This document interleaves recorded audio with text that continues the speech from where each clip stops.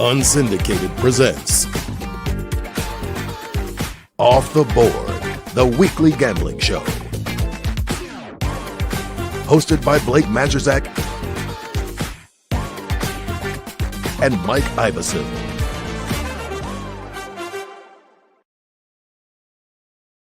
Hi. Hey, boy. I was trying to post on Facebook before the intro was done, and I didn't have time, so I'm working on it as we speak. But I'm Blake. This is Mike. Welcome in to Off the Board. Presented. I feel like I change this intro every week. I need to have like a standard intro. No, I like it. Change it up. But this is we're on the unsyndicated platform, I think is what we want to call it, right, Todd? Yeah. Okay. And yeah, we're going to be talking some bets. We got Divisional Round and College Football National Championship. If you haven't tuned in before, we also go over what we had last week. For me, it was a train wreck. I'm back to below 500. And we had a good run there, Blake. We had a good run. You're going to hit it. You're going to get 500. Watch. There's no way. I would have to have another week like I just had, and that was tough. That's tough. And the games are getting thinner and tighter now. So, but hey, anything's possible, baby. Anything's possible. Your picks have been a lot better than mine. So, well, but that 1 week on, 1 week off, right? That's how we've done it. You were way back, and then you made it. You're the only one that's made it above 500, Blake. So don't you be down on yourself, man. Show yourself some love. Okay, and then my dumbass. So, have you seen on FanDuel right now? They're running a promotion that if you bet $5 on FanDuel, you get 3 months free of like FanDuel TV. Yes, like I have seen the new Bally Sports. So I don't have it. I'm like, the Wings are getting hot. I want to bet I want to start watching some Wings. They were playing really well. They were on what, a 5 or 6 game win streak, right? Yeah, it was like 7-game win streak before San Jose came to town. That mighty San Jose. Guess who bet the Wings against San Jose? Blake. Because it was just a blind bet. I had to bet $5. It was $5. It wasn't the end of the world. But still, I'm like, I think I mushed the win streak. Yeah, but you just got to look at that, and sometimes we get so into things, and you don't look at it in the respect of the Red Wings should never be minus 200 or minus 190 favorites against anybody. I bet a buck line. Well, even better. Was it still minus money? No, it was minus 1.5.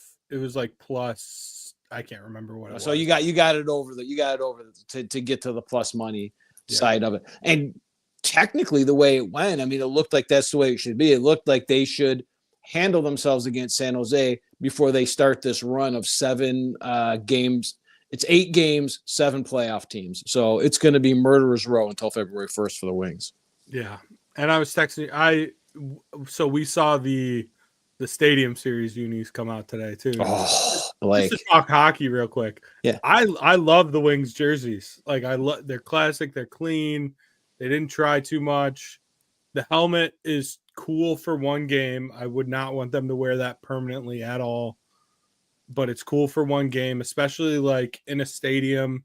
I feel like even that stripe, like people are bitching about the stripe down the middle. But I'm like, from a stadium view, I think that'll look cool. Yeah, I like that. I don't mind the stripe, and I just love the cursive script that goes across it. Any jersey like that I love. I think that's just classic. But you say for one game the helmets, and me and you agreed on that. Every time I open up Twitter, that freaking helmet seems to be looking at me. I hate it. I can't. Like it's gross. I told you what it looked like to me. Yes. It looks like a Boise, like that's Boise State adjacent. Yes, with the big Bronco, the huge Bronco, and it's overbearing. It's too much. But again, and not the helmet, whatever. But for the Stadium Series, you hit it right on the head. I think it's perfect for the stadium. Have you seen Tulane's? Like I love Tulane's. The green wave helmet. Yeah, but it's the wave is the whole helmet. Yes, those are beauties. We talked about it when they had it on because I think I knowing me, I'm probably losing the bet, but you made a comment that at least they had those helmets to make me feel better. I love Tulane's uniforms. I think they're Yes. like top 5 in college football. They're incredible. And The baby blue with the green, it's just a weird color combination that works. But that's very appropriate for college. That's what the kids want. They get kids in. I mean, if they think kids aren't signing in Oregon, now you got NIL, but before the NIL, they were signing for all the jersey combinations and all that stuff. All the gear they get, everything. Yeah, absolutely. So that's very college, but not for the NHL. But one game, we're good. So you ready to get into this review? I'm ready to get into this review, and I was ready to get into this review last week. If you remember when I was putting them out, I said, this is the first time in a while everything came out smooth, and it felt good coming out. I didn't know it was going to be this good. I mean, let's be honest. And you had a great week. If it wasn't for Justin Herbert, it would have been a lot better. Let's be honest. That's the game I lost, but it was good. But yeah, I'm ready. Let's go. Yeah. All right. So starting with the college football round 3, the semis, I took Penn State, and if they had a wide receiver with a pulse, I win that bet. Well, I mean, but that wide receiver with a pulse needed to go shoot the quarterback. I mean, let's be honest, he was awful. Okay, but how well do you expect a quarterback to play when his wide receivers cannot create separation at all? Blake, I couldn't agree with you more. And so we were up, me, Sean, and the state champs crew were up in Traverse City watching this game. I got to give a shout out to John Watts and Blake. We got stuck in traffic in Fenton. And that's a long way still from Traverse City. And I'm screaming from the back that imagine being in a van with me for 4 hours. I'm screaming, Watson, I'm not watching this game in the van. He got us from that point. He got us to Traverse City in 3 hours and 10 minutes. Wow. Before kickoff. So my point was we got to watch this game. And when that interception happened, everyone was, all over the quarterback. And how do you put that quarterback in that situation, in that moment, with those receivers? I'm like, there was no reason to throw that ball. They're going to be favored to win the game going into overtime, right? The most disgusting part, though, is Notre Dame's defensive game plan. I don't know, and this might be too football nerd. They just played straight up man and did not double a single wide receiver. They said your receivers will not beat our corners. And Notre Dame's corners are good, but they're not that good. No, we know how bad they can be. And who got that game-winning interception? The guy I have been dogging since the USC game, number 29. The entire house we were with just erupted and yelled at me because, of course, I had not only did I had the over, but in my account I had Notre Dame, and I had a feeling that game. I think Notre Dame loses that game if it goes into overtime. I needed that right there to happen. Yeah. Well, and we were talking, an hour before the game, the spread flipped. Yes. And I had Penn State. I bet it an hour before, and I had Penn State plus 1.5, but it flipped to Penn State was favored right before kickoff. See, how funny is that? That's right. You had Penn State. You had them getting 1.5. Within an hour and a half of your bet, that line flips. I literally made the bet at Notre Dame minus 1.5. And then as we were getting ready to get out and get into the house, everything, I was just going to look, and I'm like, that can't be right. And that's when I texted you. I'm like, that line just flipped in a matter of 20 minutes to Penn State being the favorite. So you had all the line value. I had nothing on my bet. My bet was looking dead the entire time. And then obviously Ohio State, Texas, which was an incredible game. I have so many thoughts about first and goal from the 1. It was maddening. I had texted you last week about Texas in the red zone. Yep. Texas in the red zone has been horrible all year, and it happened again. Ohio State, obviously, their red zone defense has been incredible all year. So it was a bad matchup for Texas every which way in that situation. But yeah, it was tough, and we'll get into it later. But I've officially gone to the dark side for this. Okay. Week, so. Okay. I can see that. I can see that.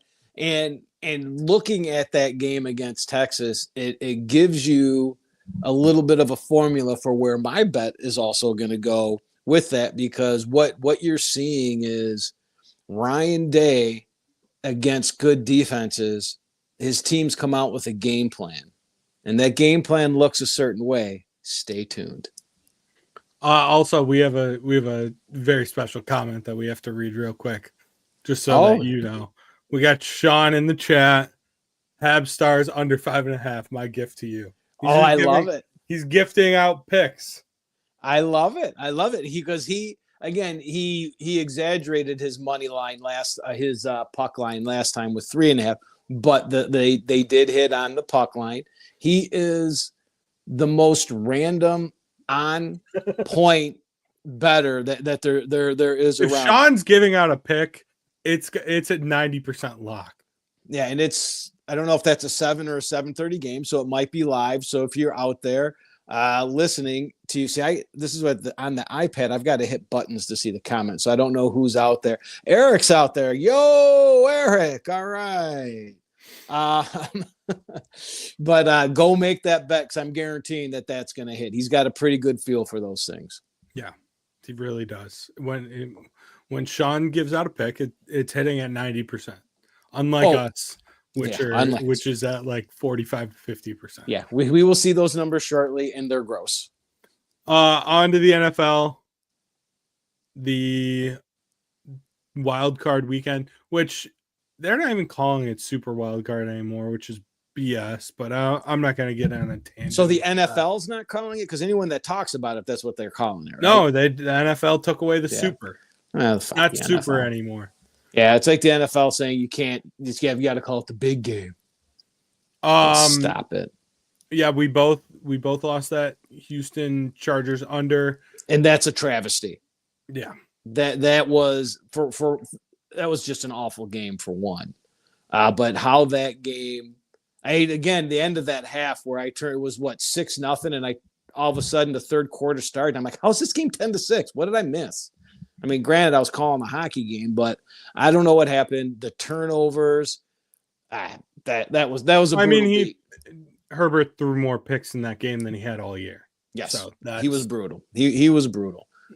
I thought Pittsburgh was I thought that they were going to somehow cover in the third quarter. I was like, this is possible. And they were never in that game.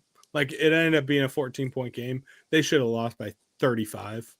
They were never in the game. Baltimore was controlling it the whole way. Yes. But go ahead.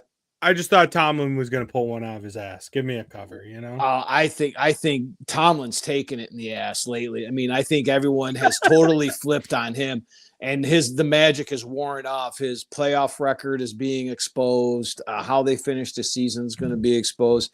And for the life of me, I can't remember the problem with that and why you thought that they were going to come back possibly in that game. And I can't remember who it was. He was in the van with us driving home, and he knew football, and he was talking. He's like, that's just Baltimore.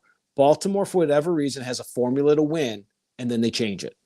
Yeah. And that's exactly what happened. And I want to watch, because just like last week, I had I forget which game it was. It was the Notre Dame game. I had the over and the under, and I did a write up for both, and I just had to pick one. I had a write up this time. I had one for Buffalo and one for Baltimore, and I had to pick one, and I had to consider what he was saying, because it's very true. And if you look, I mean, this year they're awful in the second half. They change up. That something goes different. But what I want to watch, no one's talking about it. They didn't talk about it during the game. But at the end of the first half, Lamar Jackson had a run. It was probably about 20 yards, and he dove, and he took a knee to the ribs. Mm-hmm.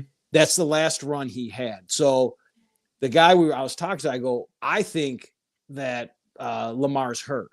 And he was saying, no, that's just what Baltimore seemingly does. They change up their game plan, and they go to a losing game plan. That's why they're not going to win, blah, blah, blah. I want to watch and see how much Lamar runs because that's going to totally change that game. Yeah, Totally definitely. change that game. So my thought, but again, no one said anything. There's no injury reports. Nothing's up there that I know of, but I think it's something to keep an eye on. How much of Philly did you watch? The Philly game. Philly and the Packers. How much? I got to ask, what day was that on? That was the Sunday early game. No, the Sunday 4:00 game. Yeah, so yeah, I watched pretty much of it. Did you see the Saquon run at the end when he could have busted it for a touchdown? And he slid down. Yeah, he gone. I had a parlay. It was Lad McConkey. Oh no, Lad, Saquon, and I can't remember who it was. Someone else. I think it was. Oh, it was what's his name? The running back for Buffalo. Not Josh Jacobs, the guy from the Raiders, right? Is that who they? No, they got the guy from the Vikings. Cook, but no, his younger brother. Okay, gotcha. James Cook. I had that. It was three TD parlay. Saquon was the last leg. Saquon was the last leg. He slides. I lose the parlay. You were the meme. You were that meme. I was so upset. And so I don't know. Just going back real quick. On Saturday, like DraftKings is doing this promo. It's like longest touchdown score, and you win like a pot of bonus bets. Yes, I seen that. Saturday's hit was Lad McConkey, and I forgot to hit the little thing on it. Oh, you have to add it on? You have to like make it like select a player and like make it active. It can be in a parlay as long as you have it though. You win a part of the pool. Oh no. I forgot to slide it, and it was like I think it was like $6,000 in bonus bets, something like that. Yeah. I'm sorry, Blake.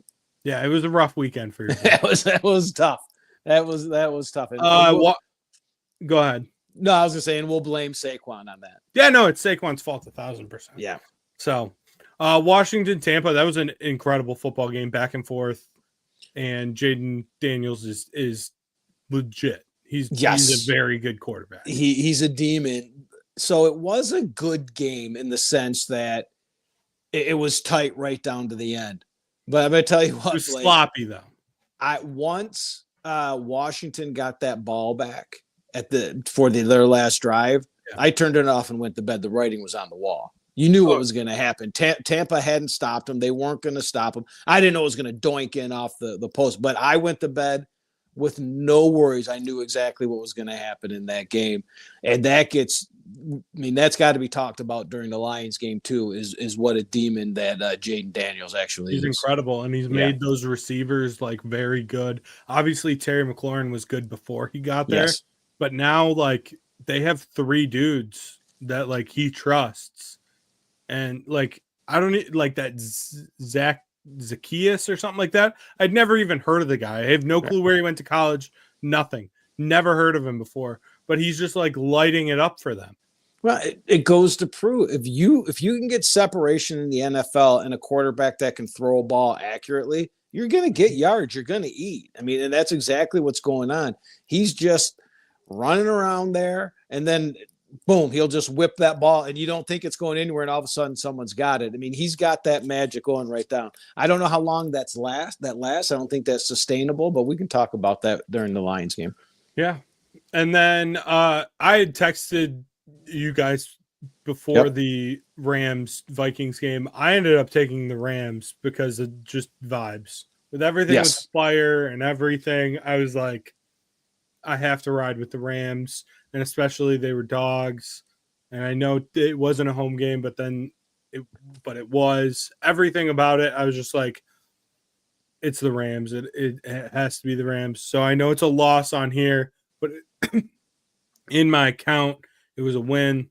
So that's what counts. Whatever. That's what counts. That's like I've got the Rams here, but as we know, I make these bets off of where the early money is, but I don't put it in my account until game day money matches the early money. Game day money came in on Minnesota. They had that, the move to a neutral site takes any home field advantage away. And I think they were actually looking at the human element the opposite way, that these people are impacted. They've got family that are still there, that it's going to be on their minds. It's going to weigh on them. So Minnesota. So I did not have it in my account. But I'll tell you what, Blake, anyone that texts me or I talk to, they were all over the Rams because they had the same vibe as you. And I just kept saying, I can't do that. Yeah. Like, I don't know where that human element's going to go, and I don't have that feeling. But I think what I should have known is anyone that gets shook like Sam Darnold did this whole year by the Lions, the next week they're brutal. You just get beaten up. Beaten up. He just can't beat the Lions or the Rams. Right. Those are only 4 losses on the whole year. It's crazy. And the guy can't catch a break in the media now. Like they're just crucifying him. Poor guy. No. Let's just show these records real quick. I was sitting pretty above 500. Now I'm 5 games below. Yeah, but there's 5 games this weekend. Yes, it's within reaching it. You could be Blake. You fire 10, and you could be 5 games over before we know it. I didn't quite fire 10, but I got over 5. I got over 5. I don't know. I might have one double. I remember you having one. I've got one double. That's what I forget. Yes. I send them to you guys. Yeah, I think I have one double, but this slate was not as smooth for me as last week's. Like it just gets down to, and we've talked about this during the year, when I'm looking at the early money, I'm almost hoping it changes at some point so I don't have to make some of these bets. And here's the crappy thing is I'm going to see Sebi this weekend. So I leave Saturday morning. I have to make my bets before game day money comes in. Yeah. So I'm going to be making basically what I'm reading right now, most likely is going to be in my account because I've got to have some action. Oh yeah, definitely. You can't, couldn't you sign up for a Canadian book while you're there? I could. I'd probably get bonus bets and crap like that, right? You just have to cash out before you left, right? And then it'd be in Canadian money, and it gets. Look, I had a battle with them trying to. I sold Pearl Jam tickets to a concert I couldn't make out there, and trying to get money from them because you're U.S. and it's on you. I might not even be able to do it with a U.S. card. Actually, that was the problem. Oh, yeah. Because everything's like debit. Yeah. Yeah. It's the craziest thing. It took me probably almost a year to get that money. That's crazy. Yeah. So no, I'm not doing that. Because I don't plan on losing to those freaking Canadians. I'm taking their money. No. Did you have any trends or anything that you wanted to go over before? We're going to start with NFL this week because the Natty's on Monday. So we're going to go in chronological order and everything. But was there anything you wanted to go over before we got into these? I thought there would be some cool divisional round trends, and I just couldn't come anything. I mean, the one you came up with, the road team. So I got to find. Do you have that one right off the bat? Yeah, it was funny because you sent it, and then there's one right below it that you ignored. I didn't ignore it. I said there it is. Send it. You sent one. So you sent the oh yeah, well I did it, yeah. Road teams that missed the playoffs last year are 28-14 ATS. That would be the Redskins. Mm-hmm. Then right below that, teams to win as underdogs in the wild card, which would be the stinking Redskins, are 16 and 19 ATS. So 41% ATS coming back. So screw those Redskins. No, they're not even Redskins, damn. That's racist. That was just racist. Now we're just getting taken off of YouTube. Nice job. All my fault. All my fault. But I did. I went through some of them. And so when we go through this, whenever I do the trends, I like trends that are 80%, 90%, but relevant too. Yeah. I don't need to know what the Redskins, what the Commanders and the Lions did at home or what, it's got to be relevant to a Dan Campbell team, a Dan Quinn team, a rookie quarterback, that, how the road teams that are favored by this much. And what we're looking at in this round, when you're a heavy favorite, this is going to look a lot like the NFL season when the heavy favorites are winning. When you're a heavy favorite in this round, I think you fare pretty well. So I couldn't find anything that really grabbed me. There was a bunch of them, but nothing that I felt was relevant to the moment, because trends are trends. You can't, I don't care if in the last 30 years, that's not relevant to what's going on right in this moment. So I couldn't find anything that I felt was impactful to this game. My father, who I've told you about, my dad will always text me about my picks and everything. And my father is the king of using those irrelevant stats. Oh, it's unbelievable. My dad, like, about the Natty, because my dad likes Notre Dame for the Natty. And I don't. Just spoiler alert. Spoiler alert. But he's like, they're like 0-4 in their last 4 head-to-head. And like one of those games is from like the 70s. Right. Like, Dad, I don't think that's relevant at all. He's like, well, they're due. I'm like, that's just not how it works. No. Like, there's players that have like died probably in that last 0 and like it's just completely irrelevant stats. My dad is the king of those. He loves them so much. And I couldn't find an exact record of rookie quarterbacks in the divisional round. I couldn't find how many were there. I'd have to do the math. I'm not into math right now. So I also couldn't get rookie quarterbacks on the road in the divisional round. But what I do know is Brock Purdy in 2023 was only the 7th rookie quarterback to win in the divisional round. I don't know how many there were before that, but he was the 7th one to get in, and none of them have gone on to start in the Super Bowl. And he won at home. Yeah. Because I had texted the last one that won on the road was Mark Sanchez. Sanchez, yes. The Sanchez, baby. Yeah, so I was trying to just for this is a stat directly from my father. Ohio State is 6-0 against Notre Dame. Now, let me read you these game years. Obviously, they played last year in that classic where what's his name? Our boy only put 10 men on the field. And, the Lou Holtz, everything. Great game. Incredible. And then they also played in 22. Before that, it was in 2016 in a bowl game. And then before that, 2005 in a bowl game.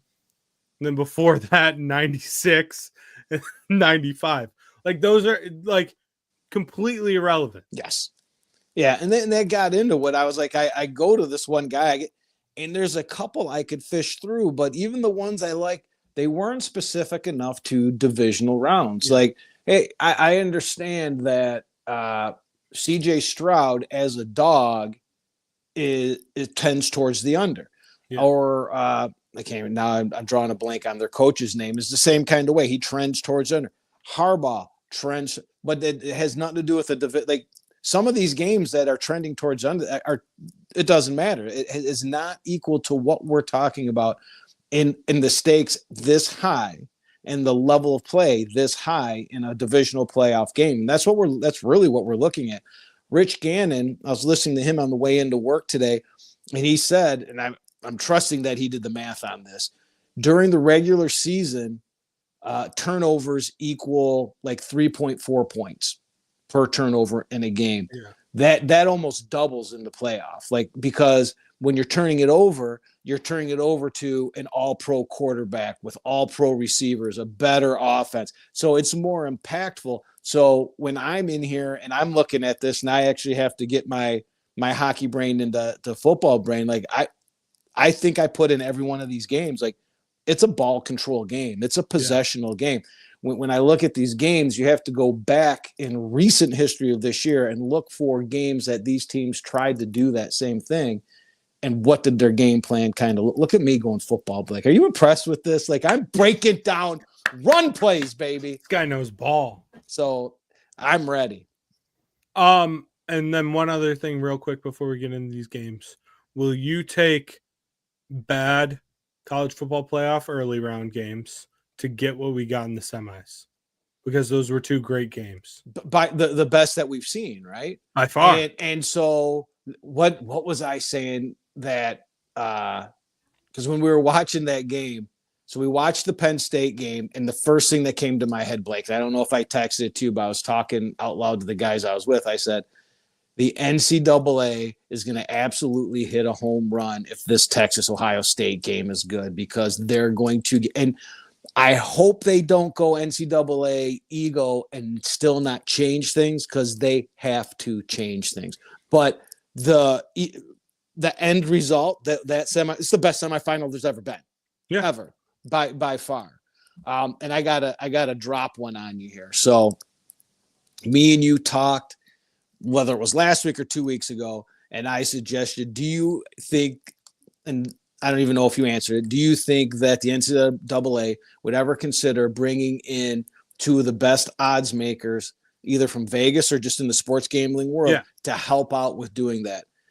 Do you I could give you a million guesses and you'll never guess who said the exact same thing right to me during a conversation. And it's going to drop you in so many ways. I'm assuming it was Sean. Nope. Okay. Now you got it right with Sean. Like, we were at Sean's house. So there's a hint. Was it Jack? Nope. Think of someone that would drop your pants that would be at Sean's house. Coach Hunter? No. See, as soon as I say this, you're going to make the connection. It was Braylon Edwards. Okay. See, right? So he was over on Sunday. We did a barbecue, and he was over, and we were talking about, it was just like everyone was just kind of saying about it. And I just said, I agree with you guys, but you cannot have the teams with a bye be double-digit underdogs. And as soon as I said that, he caught on to the gambling. He goes, they need to bring Vegas in, because guess what? Vegas is always right.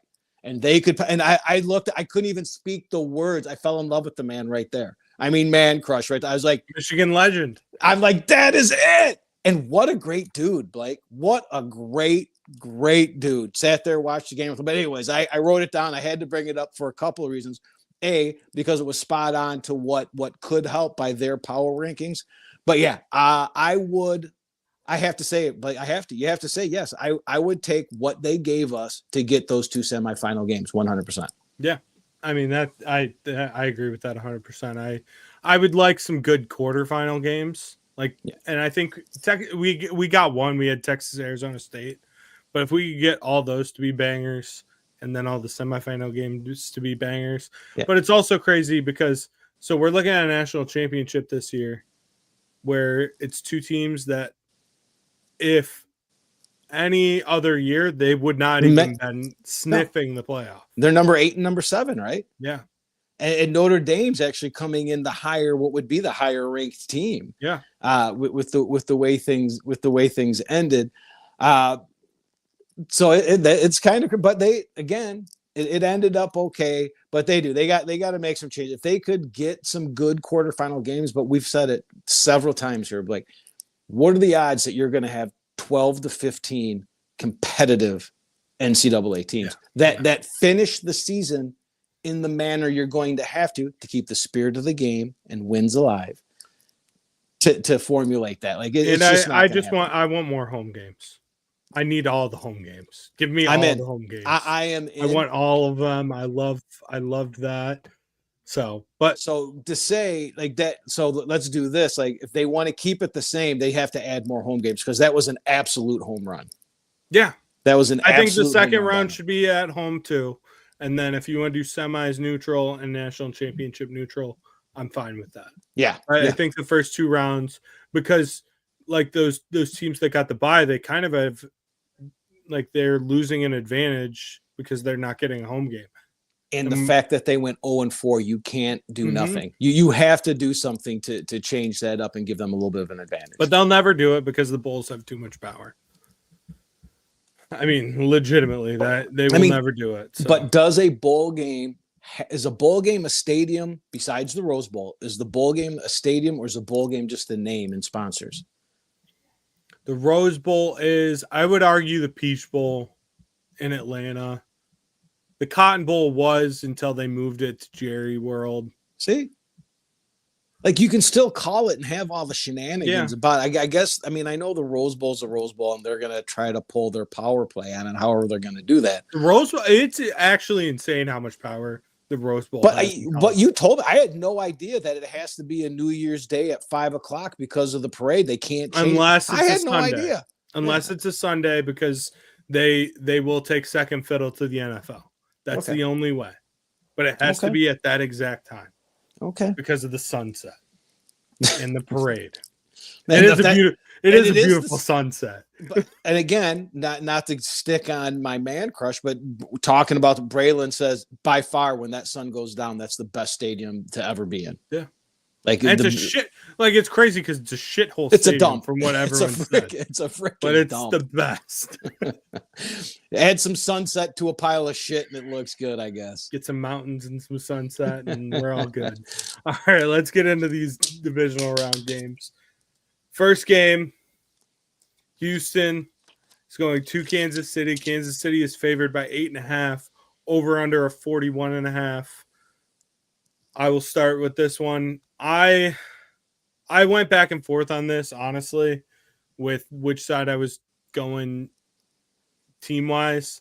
I landed on Houston. I just think that they'll keep it within a touchdown. I think Kansas City will still win. It's just too big of a spread. I also like the over. I know how good Houston's defense played last week. I know Kansas City's defense is obviously good. I just think that this is too low of a number. If it was, in the mid 40s, I would be leaning under. But at 41.5, it's just too low of a number for a backdoor. That's what'll happen. There will be a backdoor over on it. Oh, absolutely. I'm on the total here, but me and you would be fighting on both ends of them if I had to take two here. So when I'm looking here, it's obvious. Kansas City is the number one seed coming off that first round bye. That honestly, Blake, it seems like these starters haven't played in about 500 days. 25 days. That's it. It's incredible. It's going to come in. It's going to be a factor one way or another. And like an angle to look at that is Houston first quarter. Yeah. So Houston's coming off obviously a huge win as home dogs versus the Chargers. And I think that game is impacting a lot of people's view on this. I don't think that San Diego, that Chargers game, I'm all messed up with my names today. I can't get them right. The Chargers game, I don't think Houston's offense was the reason for that. And their defense isn't going to get 4 turnovers and to be able to push that line. It isn't both of these lines are uncomfortable. 41.5 and 8.5 are uncomfortable. So the public saw last week and thinks that the Texans offense is back and Patrick Mahomes well rested. This is an easy over. In fact, 62% of the bets are on the over. However, this total opened 43.5 and has dropped to 41 in some books. I've seen it, Blake. The sharp line movement is due to, get this, only 38% of the bets are on the under, but 54% of the money. That is smart money coming on the under. KC's getting, and this, look at this, Blake. Watch me break this down, my man. KC's getting Jalen Watson, their stud DB, back for this game. Before his injury, KC was a top 8 defense. Once he got hurt, they were a bottom 8 defense. And there's one thing that we know has been coming up is Houston's defense has really picked it up towards the end. I think their DBs are legit, and I think they could give Kelsey, Xavier Worthy, Hollywood Brown, Hopkins, and all those guys a run for their money. And I think instead of a rested offense scoring points, I think we're going to get a rusty offense that might start off a little slow. It's uncomfortable, but I'm taking that sharp line movement in the under. I'm going to end up going 1-1 on this. I already know it. I'm counting it as a 1-1. One of these will cover, one of these won't. I know it. If I get lucky and go 2-0, great. But hey, your best bet for 2-0 is the on. Well, no, because you got the over. Sometimes my stupidity just is beyond itself. Like I'm looking at the over and I'm saying your best way to get a double is for it to go under. Yeah, Mike, that's great. That's awesome. So yeah, I mean your bets are kind of split like that. I mean, unless it's a Houston win outright, right? Yeah. All right. Next game, Washington at Detroit. Detroit is 8.5 point favorites as well. over under here of 55.5. Big number. Big number. Mike, I'll let you go first on this one. Man, it's a big one. I mean, both those numbers are uncomfortable to me. Mm-hmm. Like this is what I said. Like I was very comfortable last week. I'm very uncomfortable this week. But if there's one thing that has been steady on these picks that I'm making is early money has been very, very sharp and consistent. Now, is that because it was the number, or is that because they like that in that game, or two different things that we'll find out obviously as the game gets going? But I'm going with the side here. But like Detroit ended the season with their best win of the season, beating Minnesota. Washington's coming off a huge playoff win as road dogs. And actually, with these numbers, the public is split down the middle, almost 50-50. They don't know which side to take. They want to take the trendy dog. Do they want to take the big, heavy favorite, the number one Lions? However, even though these bets are even, 50% of the bets this side, 50% of the bets this side, this line opened 7.5 and quickly jumped up to 9.5. That's again because the smart money's over there. I'm going to side with the smart money, and I'm fading the trendy dog, taking the Lions. But let's get some reasons here. The Lions should be able to control this game with their top 3 ranked run offense going up against a bottom 3 rush defense. I'm expecting a game plan very similar to the Seattle game plan. 18 passes, 28 rushes. The Tennessee game, 15 passes, 24 rushes, and the Arizona game, 46 rushes. And this gets into that game planning we were talking about, Blake, where you don't want to turn the ball over. You want to control the game. To control the game, you have to control the ball.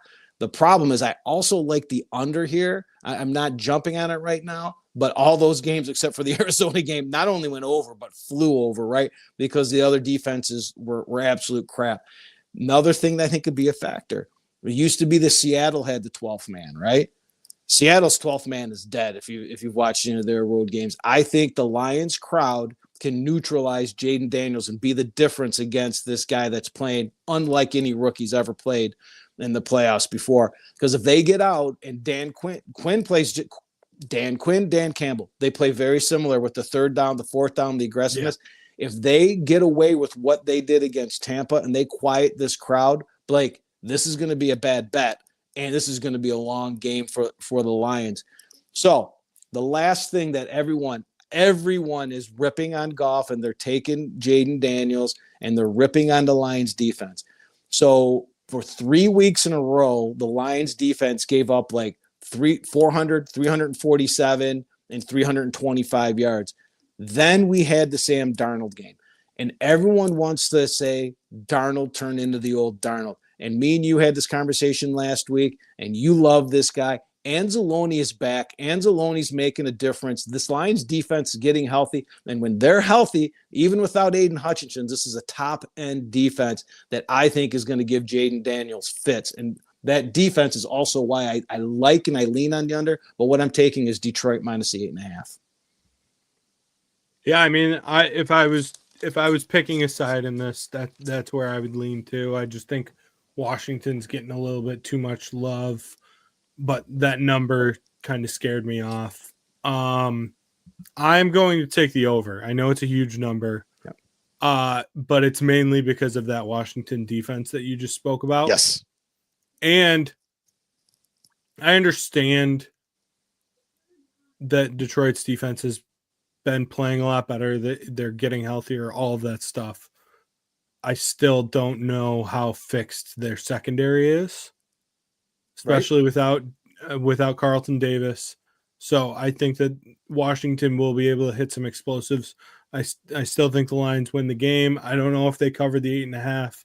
I just think that this is going to be a high-scoring game with two high-powered offenses. And Washington is going to have to score a lot to stay in this game. I mean, this game's going to be in the hundreds for them to win. Let's be honest here. But you're going to know, everybody betting this game, no matter what you take, over, under, Washington, Detroit, you're going to know right away. You'll know in the first quarter. You're going to know in the first quarter, because if Washington can't stop this offense, it's going to look a lot like that Tennessee game, and the Lions themselves might score 50 points. Because if the Lions are going to run the ball, and if that run conservative offense to contain the game and possess the ball turns into points, that over is going to be yours. right? Yep.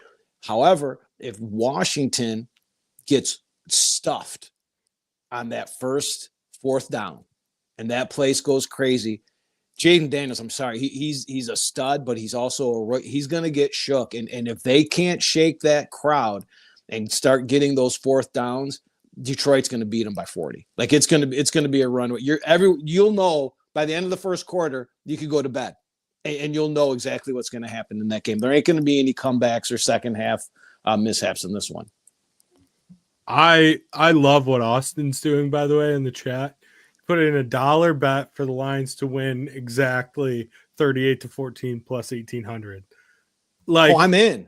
What app that. is he in? I'm in. I love that. I don't know, Austin. If you can tell us what app you're in, I love that. I like. Yeah, I can use 180. I can use $180. Yeah, for $1. Come on, I love it.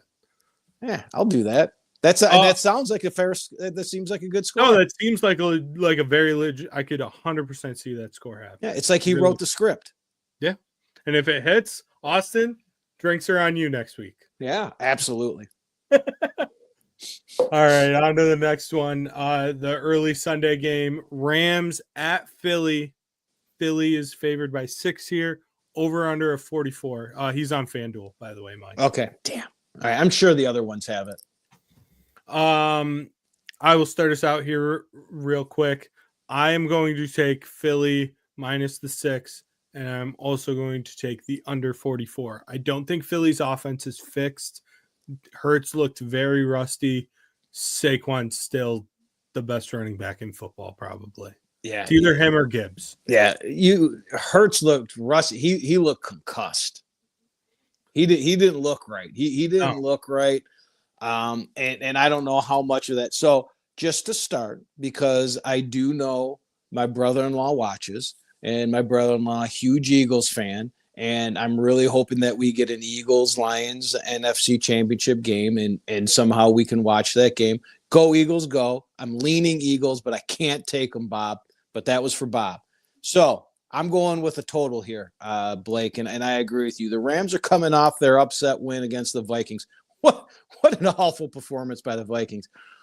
Blake, they did a bit on the Vikings on VSiN. It could have been one of the best things I've ever heard. It's basically their home announcer, all the calls when they blew the games and missed field goals.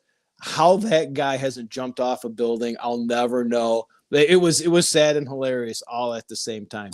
So, but anyways, the Eagles did what they needed to do against the Packers, easily covering. The public sees the Eagles with a top 10 offense.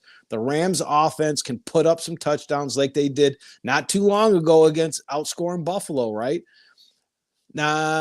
Easy over. In fact, 60% of the bets are on the over. However, this total opened 45.5 and has dropped down as low as 43.5. We have it at 44. I like that number better. All right, Philly's passing game doesn't look right. Hurts is struggling to come back off the concussion. They'll be run heavy. Earlier this year, Barkley was 26 for 255 against the Rams. Do you think they got a game plan that they like against them? I think that's what it's going to be. Hurts only flew through the ball 22 times. I think 22 is going to be a max if he throws that many times in this game, the way he looked last week. Philly's pass defense is one of the top pass defenses in the NFL. The Rams are going to need to run the ball if they think they're going to get Puka and Kupp open, right? I see this as a ball possession. And now here we go again. Ball possession, control the ball. He who runs the ball wins the game. I'm taking the sharp line movement and the under 44. This number, I mean, obviously it's Vegas. They know what they're doing. This number's like at the perfect spot, but yep. I really like the under here, especially. Oh yeah, I could see literally 30 pass attempts in this game, unless Barkley goes crazy and the Rams are down by 3 scores or something stupid, which I can't say. That's why I didn't touch that 6. I think Philly wins this game. I think we get the Philly Lions NFC Championship. I mean, again, let's just say this, Blake. We talked about good semifinals in the NCAA. If we get Eagles, Lions, Kansas City, and take your pick in this late game that we're about to talk about, I mean, creamsicle all day. Let's go. But also Rams, Lions in Detroit would be. That scares me. No. It would be incredible theater, though. Yeah, as a Lions fan, it scares you. I 100% understand and agree with that. For me, not Lions fan, football fan, that also lives in Metro Detroit, that is theater that I would love. Right. I would love it. I get you. I get you, but that is the Lions with a chance to go to the Super Bowl have to beat their former Super Bowl winning quarterback. Come on. Oh my God. I might not sleep tonight thinking about that because I have the Rams future. Yes, that is beautiful. That I would be happy for you, Blake. I would be happy for you. Jalen Hurts is exactly what the Lions defense needs. They don't need Puka and Coop and Williams and Stafford and that offense at all. No, and I say that, and that Philly's no guarantee. Philly's a damn good football team. And Tim, I don't disagree with you at all. Like it was so overhyped week 1, and obviously, like last year, the playoff game was incredible. But for a chance to go to the Super Bowl, that spot, that changes it. Like, I think that's, like I said, it's like, as a non-Lions fan, that's just drama that I would love to see. That's the NFL's dream. That's the highest. That could be the top non-Super Bowl watched game ever. Yeah. 100% agree. 100%. Like I said, I mean, picks-wise, I don't think it's happening, but I think no matter what, Detroit's like that game next week will be crazy as long as the Lions take care of Washington. But how about just this week's game is the highest NFL ticket of a non-Super Bowl game for the Lions in Washington? $600 for a seat. That's the highest average price for a game, not the Super Bowl. Yeah. The Lions. Who would have thought? Who would have thought? It's a great time to be alive, Blake. It's crazy. It's absolutely crazy. All right. Last game of the week. Baltimore at Buffalo. Baltimore right now is favored by 1.5. Over under here of 51.5. Mike, I know you got something about this line movement in this spiel. Yeah. This line has moved all over the place. Yes. And obviously, I think not only would I like to have the old line at plus 1.5, but it seemed right at 1.5 the other way. This does not look right to me. I actually did 2 write-ups on this, and I can't believe I went with the one I went with. But I think when it comes down, and I've got my little look at this sticky notes. I have sticky notes on my note because I've just been like things have been popping up. I had to have these sticky notes to tell me why I made this bet. So I'm going with the side here. And honestly, what a game. But here we go. Both teams are coming off impressive home wins and covers. We know the biases that the public has, and they love home teams, and they love teams with the better record. So the public's looking at this, and they can't believe, at the time, they couldn't believe Buffalo was a short favorite. Now they're creaming in their pants because they can't believe Buffalo is getting points at home. 59 to 60% of the bettors are running up to the book right now, and they're hammering Buffalo, which I spelt wrong with 2 L's. I'm so smart. They're taking Buffalo. They love them as a dog, but despite the majority of bets, this line opened up. Here we go. You knew I was going to say it. Ravens plus 1.5, and it's flipped to Ravens minus 1.5. And you know, if there's something I love, it's a dog to fave line move. I love it. In fact, in one of the sharpest books in Vegas, only 45% of the bets are on the Ravens, Blake, but 98% of the money. Wow. The pros are running out there and they're getting on it. So back in week 4, I believe it was, Baltimore beat Buffalo at Baltimore. The line was 2. Mm-hmm. So this is why this really doesn't make sense to me. You were 2 at home. Now you're 1.5 at Buffalo. I don't like it. So Baltimore had 34 rushes for 271 yards, 18 passes. That has to happen again for them to be successful. And they can do that because Buffalo has an awful rush defense. Buffalo, on the other hand, who lost this game, threw the ball more than they rushed the ball.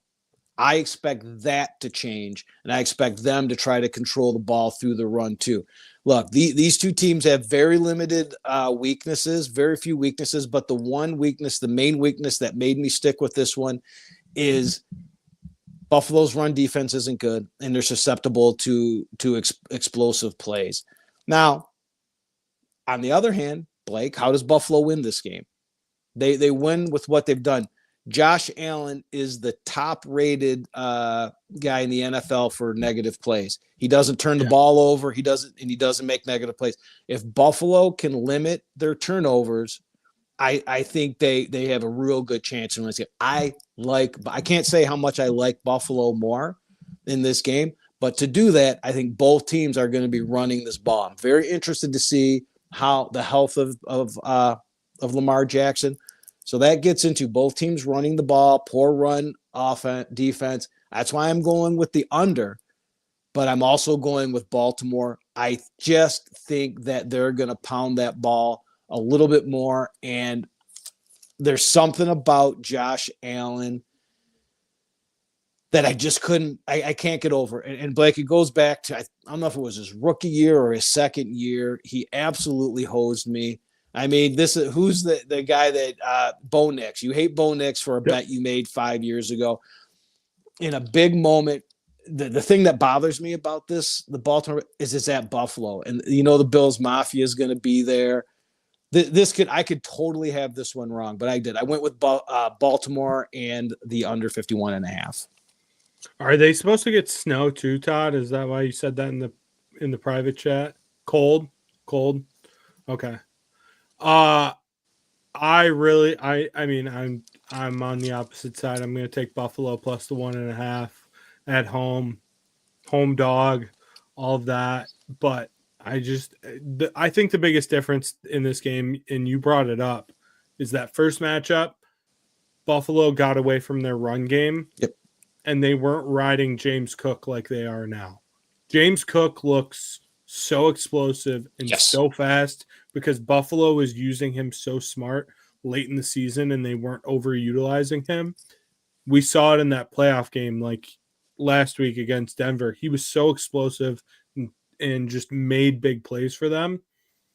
And I think that's the difference here is having that guy pretty much healthy, as healthy as you can be in the NFL at this point in the playoffs, is going to be a huge difference. This game is such a great story. Like, I honestly don't know. Again, I'm not the smartest man in the world, but 51.5 is just a ton of points. Down the stretch, these teams were giving up only 11 and 14 points a game. Yeah. These defenses have really stepped up. They've really turned themselves into, like I said, James Cook starting to run the ball. I think they're both finding themselves. This is what this game, and I hope we can come back next week and I'm right on this. I hope I'm right that it's Lamar Jackson. This game is going to come down to a Lamar Jackson run or a Josh Allen run. Yeah. Towards the end of the game, this is going to be a one-possession game, and one of those two guys is going to have to win this game. Not to get the touchdown necessarily, but win this game with their legs. And what a story. Like, Josh Allen's come out here. This is their year to get past Kansas City, to get Lamar Jackson gets rid of the playoff. Hey, there it is. -5. Wow, that is cold. I might have to put that bet in right now before that starts dropping. But I'm always afraid to put early unders in because game day the public shows up and just starts. I don't know with that cold though, it might go down. So he pulled that up. It's easy information to get. Right now you're talking 57 to 60% of the bets are on the over. It's just that the money's not there. Yeah. All it's going to take is one big public bet to boost that up to maybe to fit. But hey, maybe they're happy with that. They don't want to go any higher because they know that the sharps are already on it. They're going to hammer it down even more. But I can't wait for this game. I can't wait to find a hole-in-the-wall bar in Lindsay, Ontario to watch this with a bunch of Canadians that I'm going to guess would be Buffalo fans. Yeah, I'd assume. Yeah. I mean, I think he's east of Toronto, even though I don't believe we're east of Toronto. I mean, me denying geography, right? I'm being told I'm east of Toronto. I don't know. Aren't the directions different in Canada somehow? They use when metric. They say east, they definitely mean north. It's metric. It's totally different. I love it. Yeah, so I now that I think about it, I might have a big old party with some Buffalo fans there as I'm rooting for Baltimore. But yeah, I love that under. I am not in love with that Baltimore bet, so I don't know if that one will be in my account. It will take a lot, and because I'm going to put everything in tomorrow. It's going to take a lot for me to pull the trigger on Baltimore, but I don't know if Buffalo's defense has fixed their run problem. Yeah, it's gonna be a Derrick Henry problem if not. That's it. That was in Celsius, Todd. So does that mean it's like 100 below? But that means no. He was converting it for you for Canadian. There we go. All right, and then on to the big one. Do you have any like nerd nuggets? Anything we got to go over before we get into this? You know, I didn't. I did not get into my. But then again, you know what? I don't know what I wrote up. I wrote it up so stinking long ago. But I know I didn't have any. I couldn't find like your dad, right? Like it's the first year of the 12-team play. Yes, we don't have stats yet. Yeah, so there wasn't, and anything that just to me wasn't relevant. It would be like in 1970, this game went under. Yeah, I mean, I'm not your dad. I'm not happening. By the way, just real quick, I just want this out there in the open. Michigan last year would have ran through this playoff, and I will stand on business for anyone that disagrees with that. Last year's Michigan team wins the Natty again, hands down, bar none. They run through all these teams. Legitimately run through them. I just want that out there. I mean, I can hear Sean somewhere making a Connor Stallions comment, but I mean, we're gonna keep it out. It's all good. I get what you're saying. Hey, look, it's vibes, baby. It's vibes. Yes. I get it. Michigan vibes only. Ohio State is favored by 8.5 against Notre Dame. The over/under here is 46.5. This hurts. I'm in pain. This is a nightmare scenario for any Michigan fan in the world. Blake, this is a nightmare horrible scenario for 90% of college football fans. These are two of the most hated programs out there. Ryan Day against Lou Holtz, everything. Oh, man. All I know is since Michigan went into Ohio Stadium and beat them into the ground and just knocked them over and kicked them and everything, and their kicker missed everything. Ever since Will Howard forgot how to play quarterback, he's figured it out. Their offense has figured it out. They have two healthy running backs.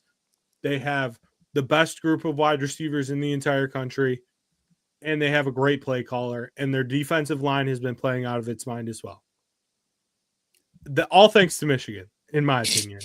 None of this is possible without Michigan showing them how not to play football. Michigan's going to get a participation trophy for this one. They've helped that much. That's true. All of it's true. Ohio State minus the 8.5. It kills me to say it. Thank you. It's so gross. I hate everything about it. I hate both these schools. I hate both of these teams. I hate both of these. I don't actually hate Notre Dame's coach as much as I hate Ryan Day. This is awesome. I have to do it because I strongly believe that they're going to win, and I think they're going to win by 2 touchdowns. Blake. I just don't know how Notre Dame stops. So, Todd, this is so mean. It's a cold day in hell when Blake picks Ohio State. So to win the Nash, it's not like I'm picking them in week 4 against Marshall. I'm picking them to win the Natty. And you're Gross. never not gonna the pick you just made is gonna live with you forever. You're never not gonna hear this or read this or see this. Every game next year. I will game. spin zone this for the rest of my life. So Every we're game clear. next year, we will have the national champion Ohio State Buckeyes as one of our games that we will have to pick. And that's just the way you're going to have to say it like that. I'm betting against the national champion. Kiss my ass. I ain't saying it like that. I'll tell you what, though, but you did that way better than I could have done that. If there was a team that I was that visceral against, that I would have just that would say no bet. I wouldn't have taken the bet. I wouldn't have. I am that much of a baby. And I agree with a lot of that you said, except for it's not up to Will Howard. And I'll get into it's up to Chip Kelly and the game plan that he brings. And I'm hoping that they bring the game plan that I want, because it's going to lead to my win. I'm going on the total here, right? We all know what happened. Notre Dame beat Penn State covering and going over. What a great call on that over by me. I'm just saying. OSU mean. OSU also covered and kept the Texas offense at bay with that soon-to-be fifth-round NFL quarterback that they had. I think that's a terrible decision going pro. But the public sees two top 20 offenses scoring 73 points a game. Notre Dame ended the regular season with 5 straight overs, and we've all seen what Ohio State can do when Chip Kelly calls the right game. They've been absolutely on fire. This should be an easy over. This total is way too low in the public's eyes. And one book has 65% of the bets are on the over. However, this total opened in some places 45.5, some places 46.5, and wherever it's opened at that book is basically where it has stayed. It may have leaked up a little bit, slightly moved, but it's remained frozen. At one of the sharper books in Vegas, Blake, 98% of the money is on the over, and they've got it at 45.5, and it's been stuck there. It hasn't moved, even with all that money, because what is a book in Vegas doing? They're taking all the public money right now. All the Joes are in there doing it. So I'm not sure how Notre Dame scores. I do know how Notre Dame could score. They put the backup freaking quarterback in that throws lasers, absolute darts. Surprise! The Italian wants the Italian quarterback. Exactly. Shocker. Their offense is not explosive. Ohio State's run defense is better than Penn State, which Notre Dame only got 2.8 yards against.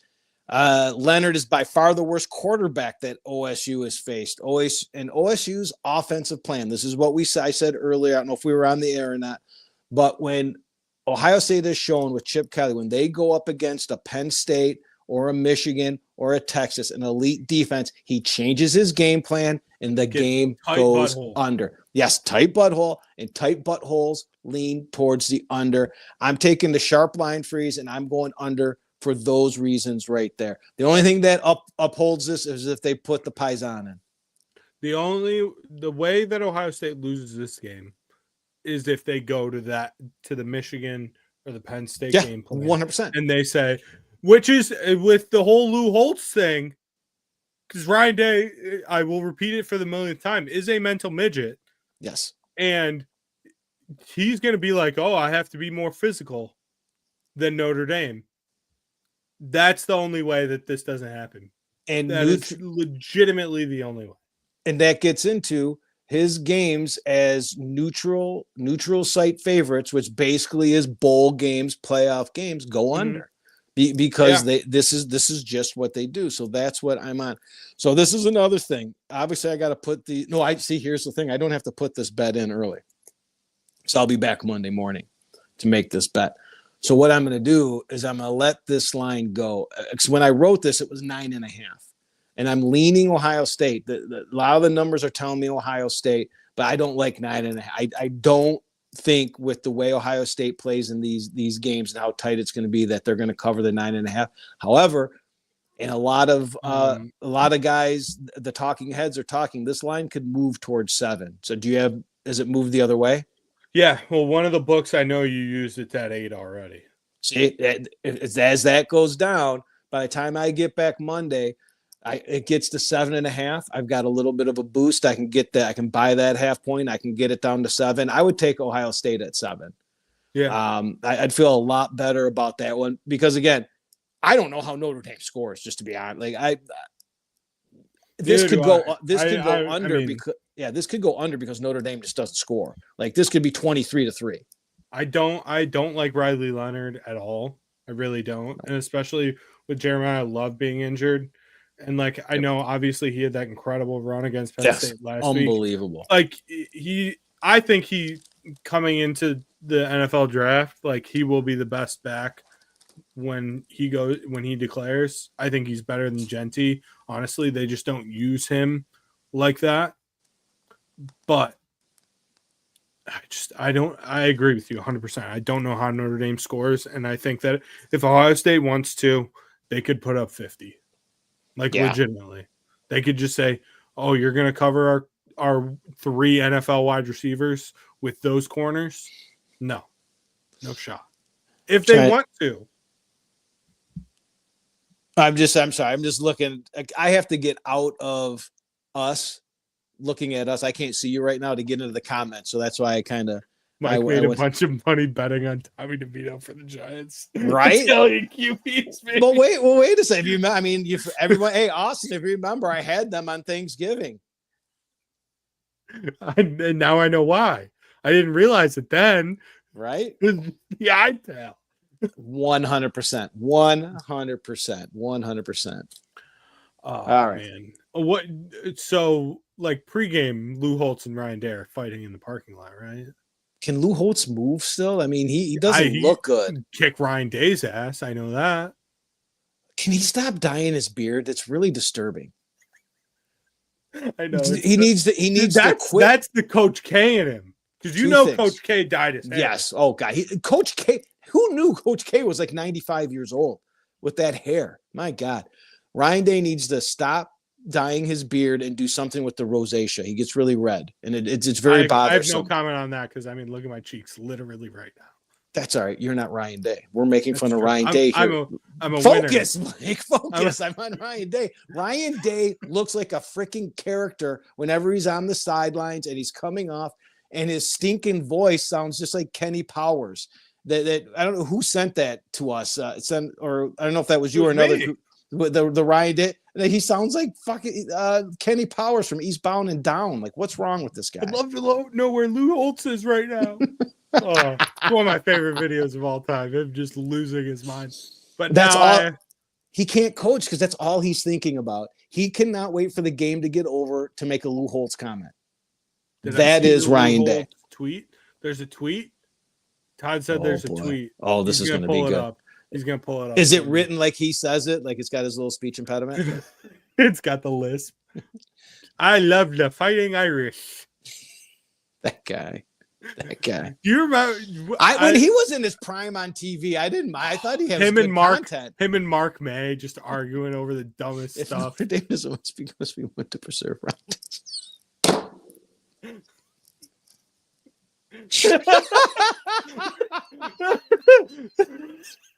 What kind of? That's a parody account. I hope. No, oh my God! It's got the blue check. It's got to be real. This is Elon's Twitter. That's incredible. That is awesome. The theory is that he has somebody managing it for him, and they posted it, but that's his account. Oh, yeah, that's awesome. Lou Holtz is a flip phone guy for sure. He does not have a smartphone. There's no way.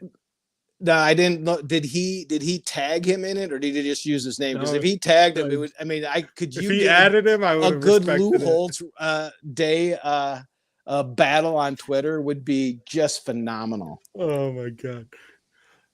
Speaking of my father and his great stats, he's calling me right now. So I'm gonna wrap up the show and see what my father wants. Well, he's gonna call and see if you took the Red Wings, who are going down to Florida here and moving the puck quite well, and they're up 2-1.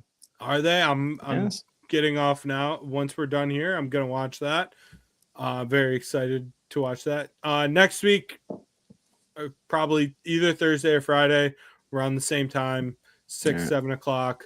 Yeah. We'll keep you guys posted on that, and then no show, obviously, Pro Bowl week. Yeah, we'll take a break. And then we'll have our Super Bowl spectacular. Have some props ready for that.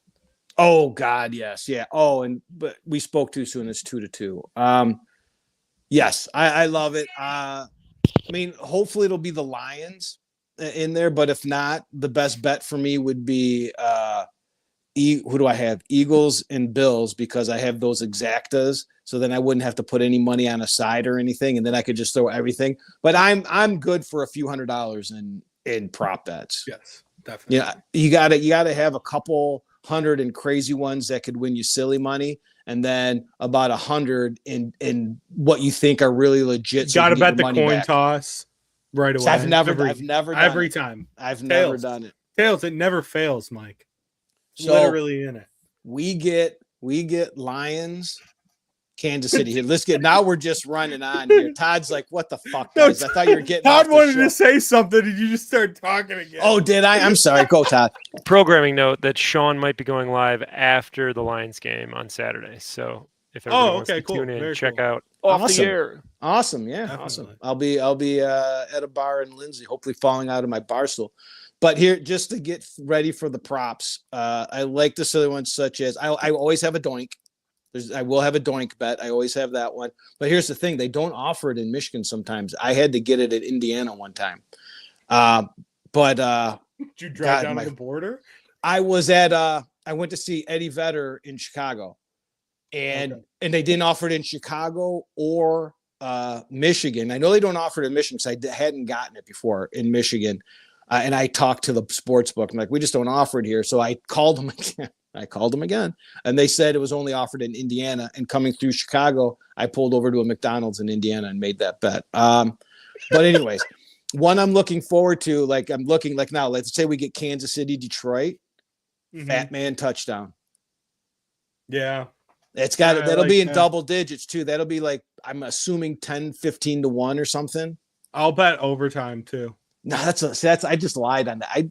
With the Lions being in there, I bet you it's like 5 to 1. It won't be great. It won't because I'll bet overtime, and I'll bet the coin toss, and I'll have a bunch of touchdown picks and all that fun stuff. Oh, I bet too many touchdown picks, even though I know the game's not going to be that high scoring. Right. That's how it goes for me. Or do we get Detroit Buffalo and we just get to just giggle at the total, the number? I say 60. I mean, can they put it that high? They could. It's Buffalo, Detroit. And as soon as that comes out, if it's anywhere near that, I would be just ripping the under, even though I know it's going to go over. All right. So we'll see everyone next week. Enjoy the games this weekend. This is an incredible weekend of football. Yeah. All the way through Monday. And then I have to deal with Ohio State winning a national championship probably. So no promises on the mental health next week, but it is what it is because Michigan beat their ass already this year. So whatever. And that's my spin zone. I'm sticking to it. We'll see you next week, guys. You've been listening to Off the Board. Tune in all throughout the football season for weekly picks and insights. Subscribe to Unsyndicated and Off the Board on all your favorite social media and podcast platforms.